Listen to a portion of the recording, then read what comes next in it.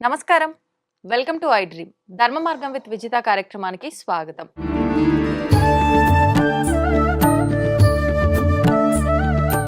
స్వామీజీ, ఇప్పుడు ఈ పుట్టుక, మరణం 2 కూడా భగవంతుడి సృష్టి.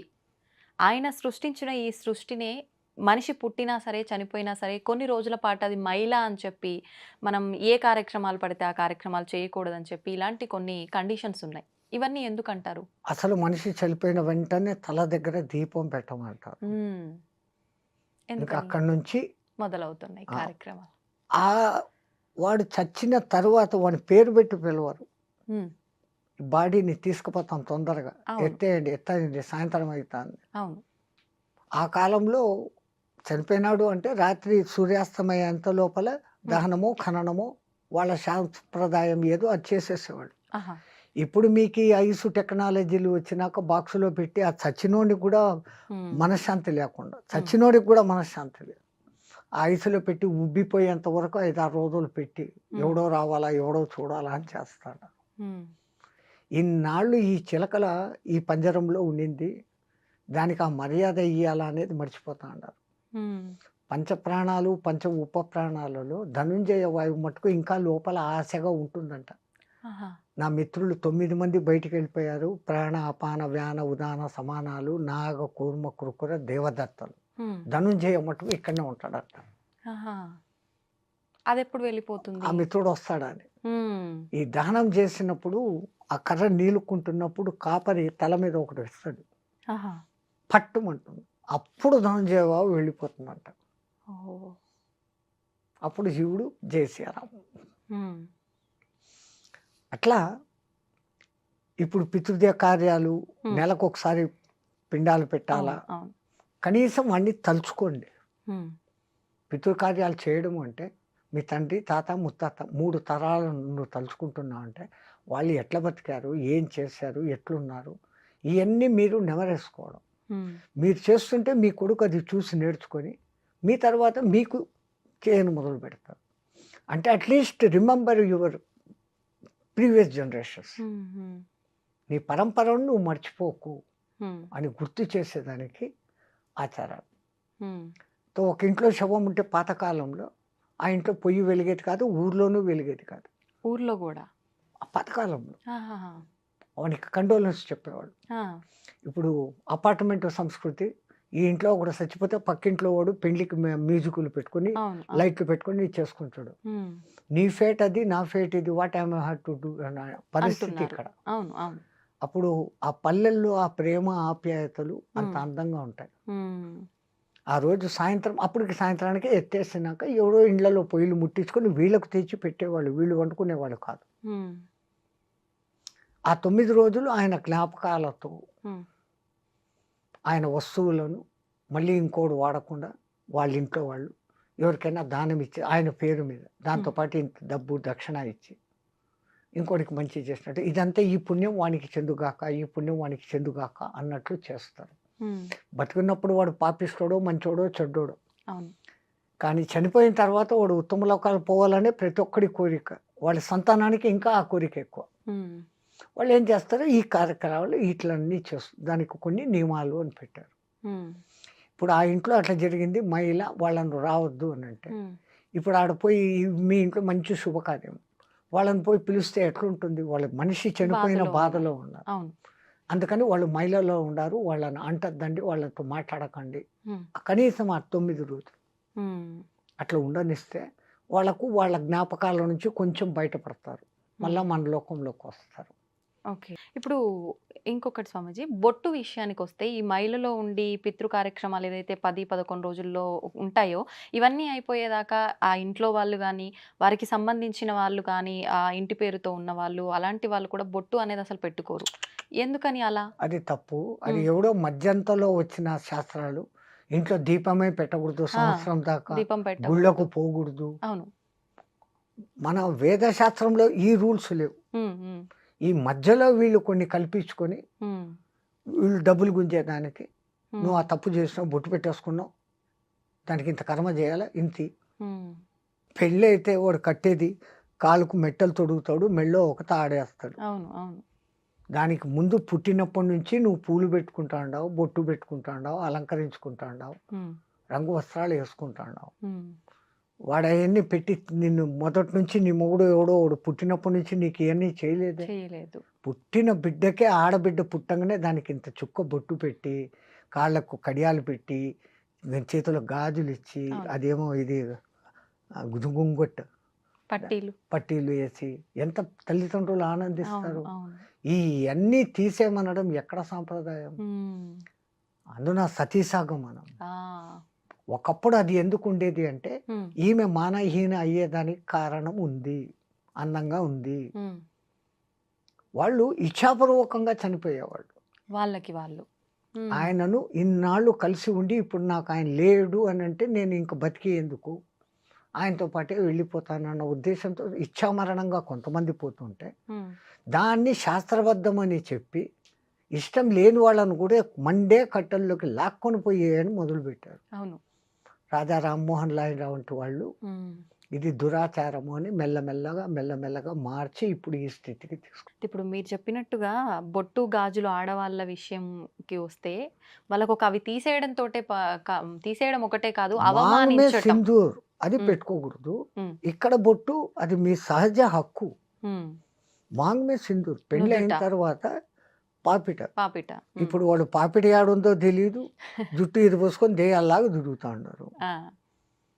పెళ్ళైన వాళ్ళకు అస్సలు గుర్తు. హ్మ్. మేమైతే కాళ్ళ దిక్కు చూసి మెట్టెలుంటే ఆహా! ఈమె పెళ్ళైన మాత. హ్మ్. లేదా తల దిక్కు చూస్తే మాంగ్ మే సింధూర్. హ్మ్. ఈ రెండిటిని చూసి ఎవరు విధవ, ఎవరు ఇది అని కనుక్కునేవాళ్ళం. హ్మ్. ఇప్పుడు ఎవరు విధవనో అనకూడదు ఈ మాటలన్నీ. ఏమీ తెలియని పరిస్థితి ఏర్పడింది. హ్మ్. పెళ్లి అయిన వాళ్ళు కూడా కాళ్ళలో మెట్టెలేసుకోవడం లేదు. హ్మ్. బొట్టు పెట్టుకోవడం లేదు. భూదద్దం తెచ్చి చూస్తే దాంట్లో కనపడుతుంది. అంత గిద్దు చిన్నది నల్లగా అదెంత గమ్ము. అది స్టైల్. పెట్టుకుంటాండు. హ్మ్. స్టిక్కరా, బక్కరా. అది స్టిక్కర్స్. పెట్టుకుంటాండు. ఆ!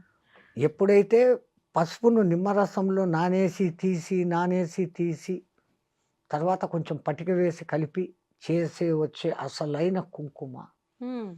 అది ఇక్కడ త్రిపుటి దగ్గర పెట్టుకుంటే ఆజ్ఞా చక్రం ఉత్తేజితమైతుంది. ఆడ, మగ తేడా లేకుండా ఇక్కడ అంత బొట్టు పెట్టుకోవాలి. హ్మ్.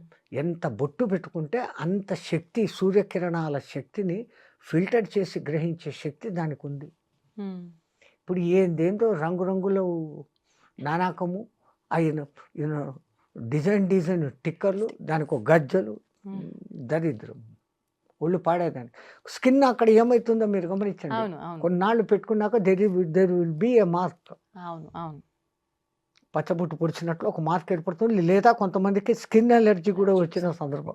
అవును స్వామీజీ. అది ఇది పెట్టుకుంటే వచ్చిందని వాళ్ళకు తెలీదు. హ్మ్. అది టోటల్ బాడీకి స్ప్రెడ్ అయిపోయి మొత్తం బాడీనే పోతాంది. హ్మ్. సర్వనాశనమై. మన పూర్వీకులు ఏది పెట్టినా గానీ దాని ఎనకలే ఇప్పుడు ఆ మంచి బొట్టు అటువంటి కుంకుమతో పెట్టుకుంటే అది స్కిన్‌కు ఎఫెక్ట్ చేయదు. హ్మ్. మంచి చేస్తుంది తప్ప చెడు చేయదు. హ్మ్. కడిగేస్తే పోతుంది. ఆ! ఇప్పుడు వస్తున్నట్టు ఈ రంగురంగులు ఏంటియో వస్తున్నాయి. హ్మ్. కడిగితే ఫోను గూడా పోయి సావదు. హ్మ్. చాలామంది ఈ మధ్య కాలంలో దుష్ట ప్రయోగాలు అని చెప్పి, చేతబడులు అని చెప్పి, ఇలాంటివి చేస్తుంటాము అని చెప్పి, కొంతమంది మీకిది చేశారు, అది చేశారు, మీ మీద ప్రయోగం చేశారు అని చెప్పి, డబ్బు రాబట్టడం కోసం ఇవన్నీ చేస్తున్నారు అని చెప్పవచ్చా? కొంతమంది నిజంగానే మేము ఇబ్బంది పడుతున్నాము, మాకు నిజంగానే ఎవరో చేశారు, మేము బావుంటున్నామని ఓర్చుకోలేక ఇలాంటివి చెప్తూ ఉంటారు. నిజంగా ఈ చేతబడులు, ప్రయోగాలు ఇలాంటివి ఉంటాయా? డబ్బు కోసం ఆడే ఆటలు అనుకోవచ్చా స్వామి? జబ్ భగవాన్ హై తో భూత్ భీ హై. దేవుడున్నాడంటే దెయ్యము ఉంది. హ్మ్. ఒకప్పుడు హ్మ్. ఎప్పుడైతే ఈ కరెంట్ వచ్చిందో అప్పుడు ఈ శక్తులన్నీ ఎగిరిపోయినాయి. హ్మ్. అది లైట్‌లో ఉండలేవు. ఆహా! అంత స్థాయి మంత్రం తెలిసినోడు ఇప్పుడు ఎవడు లేడు. హ్మ్. చేస్తున్నారు వామాచార పూజలు అని. అవును. వాళ్ళేదో బలులిస్తారు. ఏమో జేస్తారు. హ్మ్. బట్ చేతబడి చేసేంత శక్తిమంతులైనోడు ఇప్పుడు ఎవడు లేడు. హ్మ్. కాకపోతే వీళ్ళకు సైకలాజికల్ ఎఫెక్టులు కొన్ని వచ్చేస్తాయి. ఆ! ఒకడికి ఒక సమస్య వచ్చింది. హ్మ్. దాన్ని వాడు భరించలేకపోతాడు. తీర్చలేడు. హ్మ్. తీర్చేయాలనే తపన ఒక సైడు. హ్మ్. దాని మధ్య వాడు గడబిడైపోయి ఇది పోగొట్టుకుంటాడు. సెన్స్ పోగొట్టుకుంటాడు. వాడిని పట్టుకొని నీకు దెయ్యం పట్టింది, నిన్ను ఎవడో ఏమో చేశాడు, హ్మ్. నేను దాన్ని తగ్గిస్తానని వీళ్ళు క్యాష్ చేసుకుంటారు. అవును. వాడికి తగ్గడం కాదు కదా, ఇంకా పెరుగుతుంది అప్పు. అంతే. అంతకుమించి ఏం జరగదు. అంతే. హ్మ్. అని తీసుకొని వచ్చి సైకలాజికల్‌గా కూర్చోపెట్టి what is your main problem అనేసి ఇప్పుడు వీళ్ళు కన్సల్టెన్సీలు వచ్చారు. అవును. వాళ్ళు కూర్చోపెట్టే సమస్యకు వాని చేతనే అసలు సమస్య ఏందో బయటికి తెప్పించేస్తారు. హ్మ్. అది బయటికి వచ్చేసినాక ఇది కాదబ్బా దీనికి ఇట్లా సొల్యూషను హ్మ్. అని చెప్తే he will be rectified all right హ్మ్. సరిపోతుంది. హ్మ్. ఇల్యూషన్ అమ్మా. ఆ! సగం మంది ఇల్యూషన్‌లో ఉన్నారు. అవును. అవును. హ్మ్. వాడికేదో కాలు నొప్పి వచ్చింది. ఇంకోడు ఎవడో కోపంగా చూసాడు. వాడు చూసాడు ఏమో నాకు చేశాడు. హ్మ్. ఈ భావన ఒక్కసారి వచ్చిందంటే అది పెరుగుతా పోతుంది. ఆ! అది ఇల్యూషన్‌గా మారిపోయి హ్మ్. నాకు వాడు ఏమో చేశాడు. అంతే. చేతబడి, రాతబడి, ఏందో బడి. హ్మ్. ఒకప్పుడు ఉన్నాయి ఎప్పుడో. హ్మ్. అప్పుడు ఈ విద్యుత్ వెలుగులు లేవు. అయి వచ్చినాక అయి ఉండేదానికి అవకాశం లేదు. హ్మ్.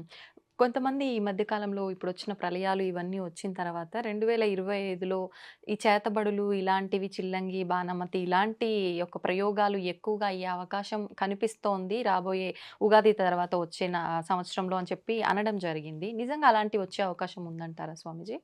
మీ తెలంగాణ ఏరియాలో అయితే ఈ విద్య లేని చోట, వెనకబడిన చోట హ్మ్. హ్మ్. ఈ ఆదివాసీలు వాళ్ళు ఆ పాత పిచ్చి నమ్మకాలలోనే ఉన్నారు. హ్మ్.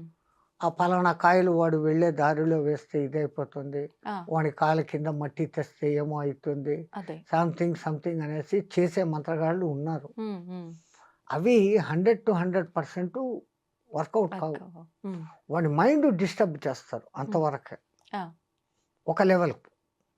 బట్ అవతల వాడు కొంచెం స్ట్రాంగ్‌గా ఉండి what is this? How it is happening for me అని ఒక్కసారి క్వెషన్ చేసుకుంటే వాడంతకు వాడే దాంట్లో నుంచి బయటకొచ్చేస్తాడు. హ్మ్.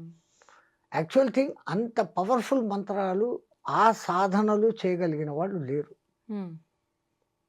దానికంతా ఆహ్, ఇప్పుడు వరుణ జపాలు చేయాలంటే నీళ్ళ కుండంలో కూర్చొని చేస్తారు ఇంతవరకు లోతు నీళ్ళల్లో. ఆహా!